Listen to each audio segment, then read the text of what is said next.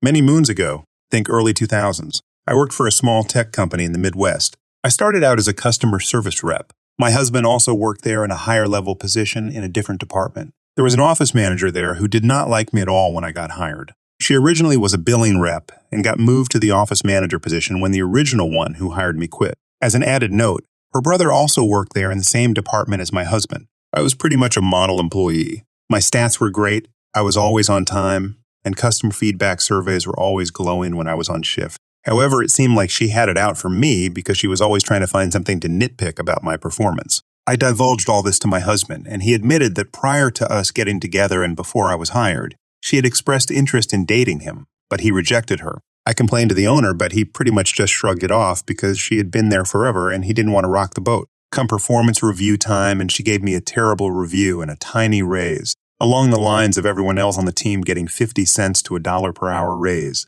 and she gave me a nickel. About 6 months later, there was a big shakeup in the company, and the general manager and 2 higher-level people from my husband's department left to work at another company who did the same type of business. Shortly thereafter, a couple big accounts my boss was pursuing ended up going to the other company. Thinking that perhaps information about the accounts he was trying to land was leaked to the other company, he sent a couple people home with pay for 2 days while he investigated, including the office manager who hated me. On day 2, he met with the team and confirmed that there was no leak, so he would be bringing the workers back in. Cue petty revenge. I had found the office manager's blog some time ago, and she had been posting frequent updates since the shakeup. When she was sent home, she posted multiple updates about the situation, including how she figured the owner would screw up payroll, not pay taxes, and get in trouble with the IRS. She also posted some pretty derogatory things about the owner. She did make a feeble attempt to keep it anonymous by spelling everyone's names backwards and making up a fake name for the company. But it was very clear it was her and our company she was talking about. After the team meeting, I asked to meet with my boss alone and showed him all the posts. He dug in and found even more damning stuff she had written, including how she couldn't stand me and wanted to get me fired. I hadn't even seen that post until then. I couldn't contain my shit-eating grin when she returned to the office, only to be told to pack up her stuff and go. Within a year, I had a big pay bump and a promotion to management, and I assume she is off somewhere making people miserable. I've only been lucid to the fact that my mom is a narcissist and manipulator for a few months now, because she always controlled what I could think or say my whole childhood. When I started dating my boyfriend, I moved out from her house and slowly started to see from an outside perspective her true colors. This Christmas just blew me away, and I finally ran out of sympathy for her. Now that I feel like I can finally think for myself, I haven't been holding my opinions back from her very much anymore, which is driving her crazy, and we get into lots of arguments over it. She's got a weird obsession with having the perfect Christmas and demanding everything meets her crazy standards. And if they don't, she finds someone to point a finger at and say, "You ruined my Christmas." Last year, my boyfriend and I ruined her Christmas because we were too broke to afford nearly any gifts at all for people, because we just moved and had just started working new job. She's upper middle class and is super out of touch with what it's like to be short a couple $100 for rent coming up, and wouldn't listen to any kind of reasoning. This year, I ruined her Christmas by speaking my mind. She and I had gone to Walmart a few days ago, and there were lots of people with their masks pulled down under their noses. On Christmas Eve, when my mom came and picked me up, she started talking badly about all the people at Walmart with their masks down. But while we had been there in the checkout, she had pulled her mask down under her nose, and right behind an older woman with an oxygen tank, no less. I told my mom she can't talk badly because she had done that too, and she told me I need to be quiet and I'm not allowed to talk to her that way. I'm 21. She started arguing with me and said she was dying and needed to which I said, "What if all those other people were dying as well?" She said, "Stop. I can't do this entire weekend. You can't be argumentative with me." I said if she can't do it the whole weekend, she should just take me home. I'd gotten out of the car at that point because I needed to go to the print shop and planned to walk home anyway. While I was printing, I got this text, transcribed. "You owe me an apology. You were pushy and argumentative from the minute you got in the car and then speaking to me the way you did? No, ma'am, that is not appropriate. There is a huge difference between me taking my nose out of my mask for 2 minutes when standing just with you, more than 10 feet away from any other people and the multitude of people shopping shoulder to shoulder with their noses hanging out. Regardless of any of that, however, the way you spoke to me was rude and disrespectful and not acceptable. If you plan to treat me, or anyone else that way tonight and tomorrow, then I'll take you up on your offer to just stay home. I've gone to a tremendous amount of effort and expense to make this time special for us, only to find myself sobbing and wishing I could just go to bed and not see anyone tonight. If you aren't ready to apologize and adjust your attitude, then I can just take you home and be done with it.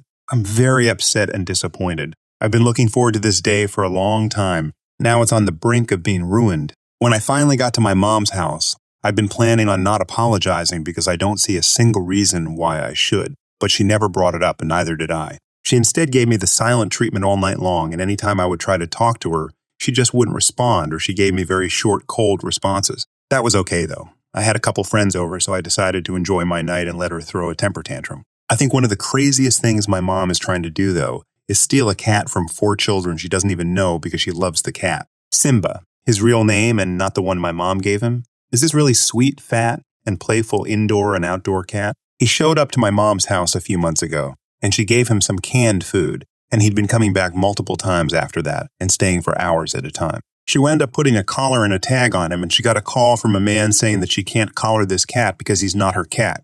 It's his and his 4 kids' cat. My mom didn't care. She already decided that Simba just had to be hers. We don't know anything about the people who called other than the man's first name, that he has 4 kids, and that they have a cat. Beyond that, it's impossible to make any judgment calls. My mom kept putting collars and tags on him, and Simba's family kept taking them off. My mom and grandma are trying to find any way they can say the cat is being abused. They say because he's a rough player, he must be abused by the kids, that because they feed him dry food, he's abused, and the man has called my mom a few times calling her a witch and jerk and stuff. They say because you can hear the kids playing in another room when he's on the phone shouting and cursing out my mom, that he must be abusive to the kids and the cat.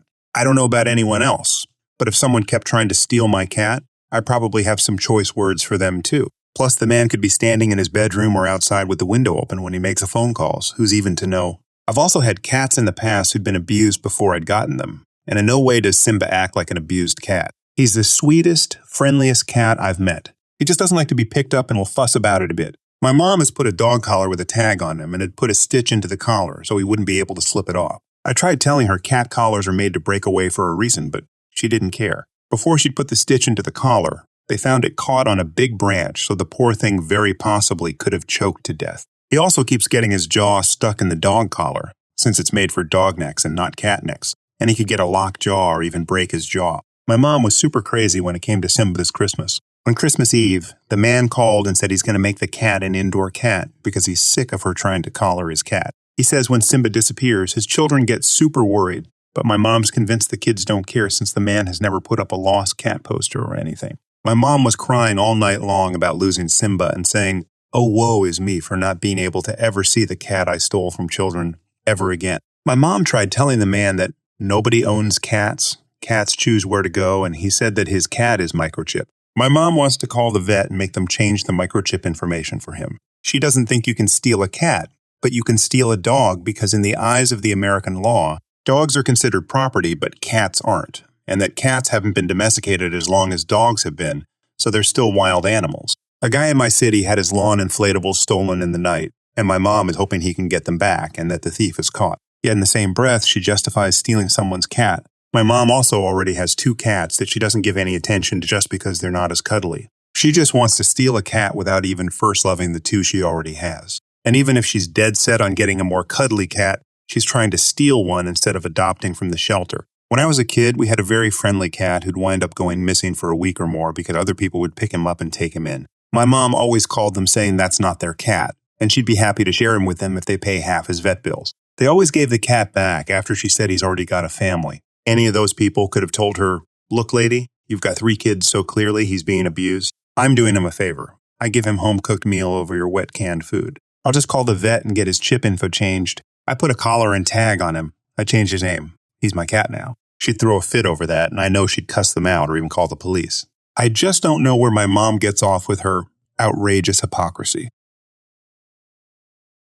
Backstory. I'm a 22 female, and I was pregnant during most of this story except the last bit, and work as an administrative assistant at a small sleep medicine facility in my state. We also have locations in another state where we do sleep tests and give out PAP therapy and supplies for them. This is just one of many patients I've seen in my first year with the company, but this has probably been the worst. The wife was worse than the actual patient, honestly. On to the story. The patient was referred to us at the end of May 2020 for a home sleep study, which when I get referrals, I process them by verifying insurance information and getting benefits for everything we might need. I did this for the patient and then did the usual of trying to call and get them scheduled to come pick up the device and be shown how to use it, and that went good. We always give a fee estimate at any visit for a study or machine, and we explained to the patient he would only owe a $90 coinsurance for a $1,175 test. It came back he had mild OSA, obstructive sleep apnea, and would benefit most from a PAP, positive airway pressure, machine. His insurance denied a titration study as he was mild and could just be put on what we call an APAP machine that is set between two pressures and chases apneas with appropriate pressures in your sleep. When we set the patient up 7/2/2020, we explained that we only sold one brand of machine, and that was the ResMed AirSense. We have since then went back to Respironics DreamStation. This is important for later. And he said he liked the DreamStation he had when he was in prison, meaning the patient already knew he needed to have the machine, but the prison wouldn't let him keep it.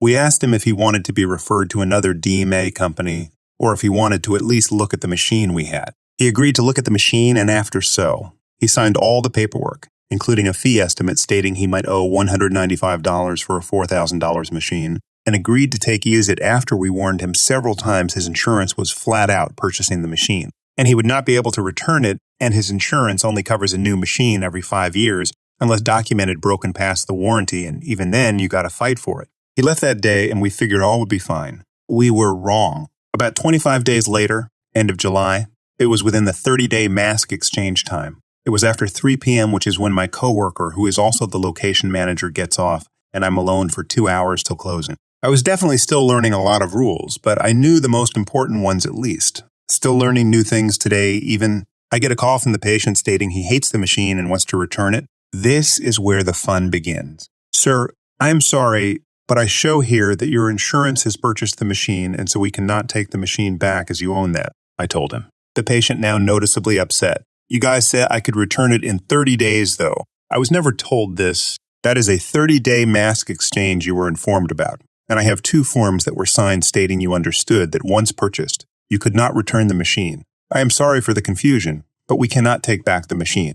1 second, he hands the phone to his wife, who is more upset and obviously listening to the conversation. You better make copies of those papers and have them ready. I'm coming to grab them and give you the freaking machine back. I'm very sorry, but I can't take the machine back. I will make copies of the papers right now and you can pick them up before 5 p.m. today. I expected to be able to hand them to them, but they never showed up. So I thought maybe they realized I wasn't bluffing or so and decided to just deal. I was so wrong. I had only wished that was the end. Maybe 2 weeks later, beginning middle of August, I got a call from another DMA company asking for records for the patient so they could get him a new machine. I asked them if they were informed that the patient had received a new machine in July from us, and they said they had not, thanked me for the information, canceled the record request, and hung up. Same thing from yet another DME company maybe 1-2 weeks after that, and then finally one more DME company a week after that, middle of September. So obviously, the patient was mad and was definitely trying to get someone to give him what he wanted.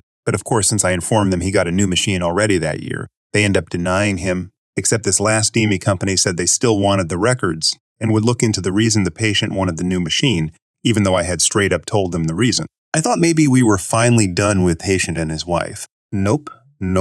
Boy, I hated being wrong because they pulled an absolute jerk move on us about a month and a half later. This was the end of October 2020, right before I went on maternity leave, a month early as it was an emergency C-section. So I was majorly pregnant and did not want to deal with anything to do with stress, as I had high blood pressure issues most of the pregnancy. But they had called their insurance company, which is one of the major private ones and one of our biggest contracts, and complained saying we scammed and forced them into taking a machine they didn't want and refused to let them return it when we told them they could within 30 days. Oh, ho, ho. Man, I tell you, the wife was so pissed and took the phone from me and informed the representative exactly what had happened, and the representative said we should try to maybe work out a deal with the patient to resolve the issue. Which ironically, this was after we had recently went back to selling DreamStation machines. Our boss, of course, obliged to the deal, but not how the patient thought he would. He told the patient that we can't take the other machine back since he owned it, but we could sell him one of our lightly used loaner machines for $50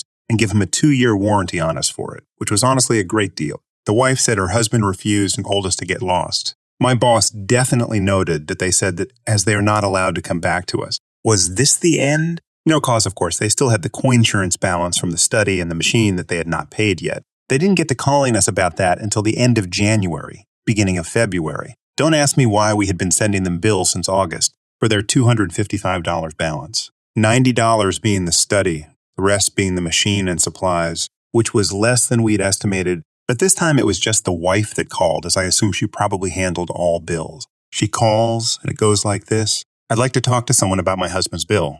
Yes, I show he has a balance of $255. We were told the patient would only owe $90. I'd like the rest taken off. Let me look at that. One moment, please. I go into the patient's documents and see the amount written on both fee estimates with his signature saying he understood the amount he would possibly owe and reply. It looks like the patient knew and understood he could owe a balance of $90 for the study and $195 for the machine.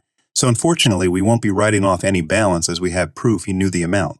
I want to talk to your billing department. I refuse to pay this as we were never informed of this disclosure. At the time, our biller was super busy, and I knew this, and she was also running another one of our other clinics. But the wife knew our billing in and out, and like I said, was the location manager. I'm sorry, ma'am. I can give you to my manager if you would like, as she would be able to help you at this time. No, just your billing department? Well, I can only send a message to my biller at this time as they are in different states, and with the time difference, they might be out of office. Fine. She hung up after that, and I sent a message to our biller who, I was right, was out of office and got back to her the next day telling her exactly what I told her. When the patient was finally told if they refused to pay the bill, it would go to collections soon. They finally paid it, and thankfully we haven't heard from them since. But I still wonder why she didn't accept talking to a manager over just a bill. So yeah, backstory. From about 2018, 2019, I worked at an after-school program with a church that also functioned as a private school. It worked mostly with the after-school kids ranging in ages from 5-12. I mostly worked with the older kids who were about 10-14. This school also had a daycare nursery. I hardly interacted with the daycare, but sometimes I would have to sub for a teacher who was running late or couldn't come in. This story was one of those rare times I had to sub for a teacher in the daycare, and just a combination of everything going wrong. I also guess this would be an I don't work here lady story too. When working at the after-school program, it was a part-time gig since I was only there from about 1 in the afternoon until the last closing time, which was 6. It was nice since I could sleep in and do my schoolwork. It was a great setup, and 90s of the kids and parents were great. Hardly any of them were entitled, and not gonna lie, I miss my kids a lot. But very rarely I would get called into work to sub for a teacher in the daycare. Now, a quick note here is that the daycare was run by the church. The after-school program was run by the school. They were separate entities. But sometimes the daycare would call teachers from the after-school to sub for the daycare sometimes. It was never a problem since the daycare workers were really nice, showed us how to handle toddlers and babies. Anyway, I said, yeah, I would watch this class of 4-year-olds while their teacher was a doctor's appointment, no biggie, it shouldn't be more than an hour. Like at most daycares in my after-school program, you have to register your child if you want them to attend daycare or the after-school program, and that way their name can be added to roll. Also, every time you come to pick or drop off your child, you have to sign them in and out. The same applies to visitors. So I go in, sign in the sub list, go to the classroom and do a quick roll call. I have a total of 8 kids, cool beans. 2 hours go by. Their teacher is still a no-show, and I'm doing my best teaching their Bible lesson. 9:30. The kids are in their stations playing, taking a break from their reading lesson. The door opens, and the devil and her spawn come in. Like I said earlier, I have no clue who these kids are, but I do have my role. The devil, Karen, walks in, ushers in, spawn in. Karen comes in after Son, before I even had a chance to speak to him and ask his name. Karen turns to me and says, Karen, are you the teacher? Me. No, I'm Mary. I'm just subbing for Mrs. Lily, the regular teacher. Fine. When is she going to be back? Hopefully in a little while. I don't normally work here. I work in the after-school program. I was wondering, is your son new? I don't see his name on the roll. Oh, yes, we registered yesterday. Me a little wary. Okay, I'm sure he'll get added to the roll in the coming week. Okay, well, I'll be back around 8 to pick him up. I stop as she leaves for the door. Ma'am, you can't leave your son here after 6 o'clock. It's a state law. 80% sure this true. Okay, fine. And Karen drew out fine, like I just asked her to take out the garbage. As she walks out the door, Spawn is playing with the kids and getting along just fine. But part of me was just wary, like something didn't settle right with me. I grabbed the talkie and radioed the supervisor asking if Ms. Lily's class was expecting a new kid. She said no. Thankfully, I had messaged her just as Karen was walking out the door. The supervisor said to bring Spawn to the office. He was sad, but I explained we had to see Mama. I took him to the office after asking a teacher to step in while I was gone. When we got about halfway down the hall, I hear, "Karen, what do you mean my son can't be here?" "Supervisor, your son is not registered with our daycare. We cannot accept him, but this is a daycare." I walk in at this point with Spawn in hand, and she points to me. "Well, she let my son in the room." "I know, but she is a sub. Your son was not on the roll, nor is he enrolled here." "I'm sorry, mens. Karen, but you and your son have to leave." Spawn is upset at this point because he was getting along with some of the kids, but Karen being Karen just started back up. "This is a daycare. You have a no discrimination policy. You have to accept my son." "Ma'am, you are right.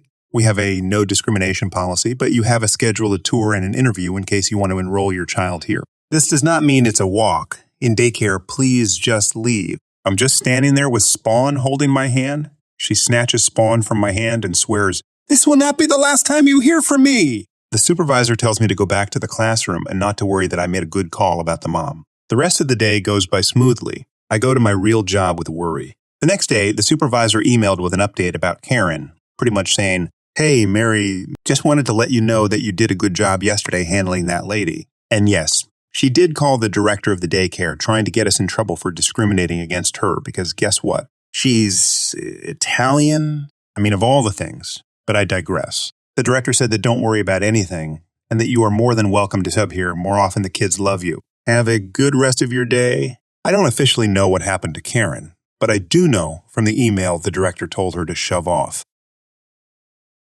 Message from my mother to my wife in response to me going no contact after years of abuse, using a fake name for my wife. "Emily, just so you know, I blame you and your mother for turning my son against me and my family. I saw this coming before you were married, but my son wouldn't see it then. I wonder how your mother would feel if the tables were turned and my son manipulated and controlled you. What if he put boundaries in to stop you speaking to your mother? Ask her how she would feel then. When does it stop, Emily? What next? What next? Have a thought and think how we are feeling. I am his mother, and you've turned him against me. How could you possibly know how it feels for a mother to have her child not speak to her? My mother was very manipulating from when we started dating. My wife was never welcome on Christmas Day, but my mother still expected me to be with her on Christmas. I refused after the first year because it was awful. When I told my mom I was going to propose, she broke down in tears because she was losing me. I left home at 16 and never went back. Met my wife at 24. At my wedding, my mother gave a 10-minute speech and didn't once mention my wife, just spoke about how she was losing me. Slowly over the years, the discourse wore me down until I had a full-on mental breakdown. I'm still in therapy 3 years later and have had to go full no contact because my mother just will not allow me to happily have a wife. She even went as far to write to me, my wife and our non-existent children. We are trying but not there yet, out of her will to spite us. No contact was always something my wife was against until I made the choice myself. She never wanted me to choose. She did everything to meet my mother's needs the entire time I was sick, even going so far as to send messages and make calls when my panic attacks prevented me from it. She would include her in group chats, send birthday cards, presents for every occasion. But any act that didn't physically put me at the other end of the country next to my mother was a betrayal. My mother forced the choice on me. I have had to come to the sad conclusion that she isn't willing to change. Before going no contact happened, there were months of trying to establish basic boundaries, in particular during my decline into a mental health crisis. She would expect phone calls every day, or every other day, but I couldn't deal with the constant conflict. We would agree to weekly conversations, which would work for 2 weeks before a tirade of "this isn't working.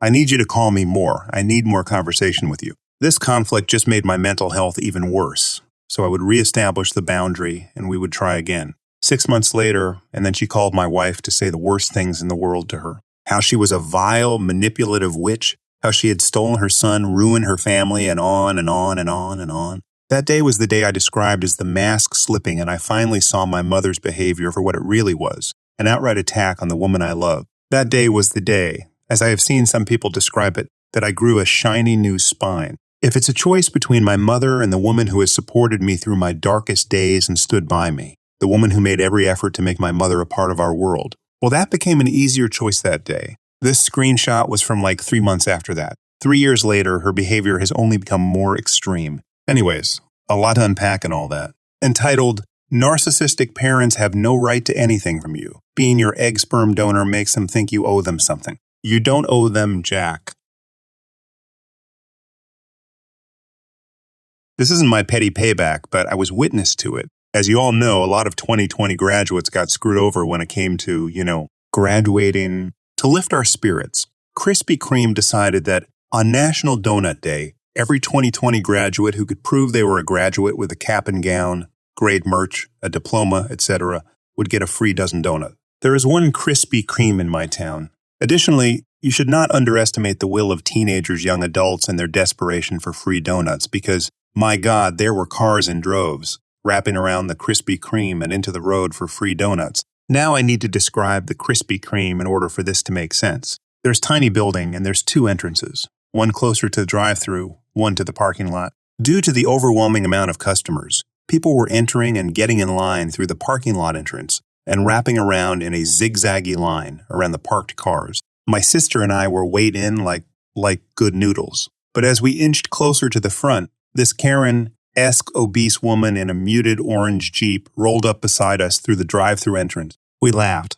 No way was anyone going to let her in, because like I said, young broke adults and free donuts. Plus, some of us had been waiting there for over an hour. So if Karen here thought us ravenous children were going to just let her scooch on in, she was sorely mistaken. Well, Karen didn't stop trying to merge in. And what you've yet to know, readers, is that my sister takes no nonsense from the people who think they can just ram little cars over and get their way. So she floored it and got on the back of the car in front of us, glaring at Karen. Karen is screaming at us, blowing on her horn and inching closer and closer. Insert what the heck look. Suddenly, Karen floored it and screeched towards the passenger door where I was sitting, slamming on the brake just as her car was about to hit us. Both of us, and probably a lot of other people, screamed, "What the heck?" But she continued to lay on her horn, claiming we cut her off. I decided we should not engage in crazy and ignored her. My sister, however, is not like me. She was boiling that this woman almost hit us. Karen had merged in behind us because I guess the car behind us didn't want to be almost hit like we were,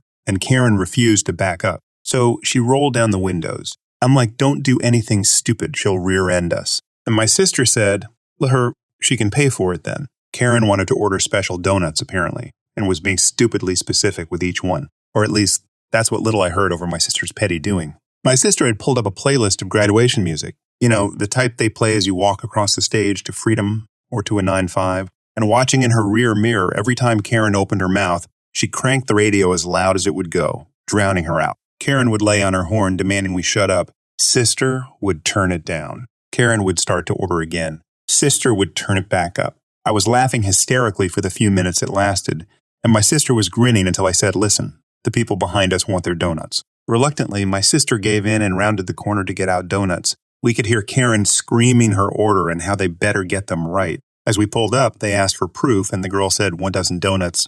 Gotcha. And ducked back inside. We waited. Karen rolled in behind us. A different worker appeared at the window. She leaned out. Did you get help? She had asked.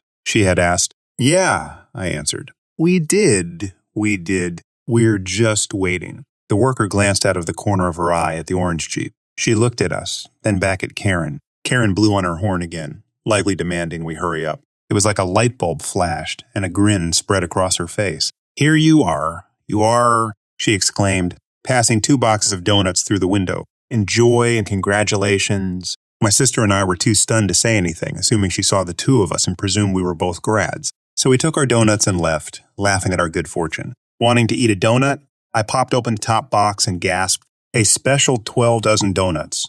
I was staring at it, then glanced at my sister. These were specifically ordered, not an assorted dozen, nor were they the special 2020 box that we received as me being a grad. On top of the box was written special order. Sister, I said, a quivering laugh escaping my lips. We stole Karen's donuts.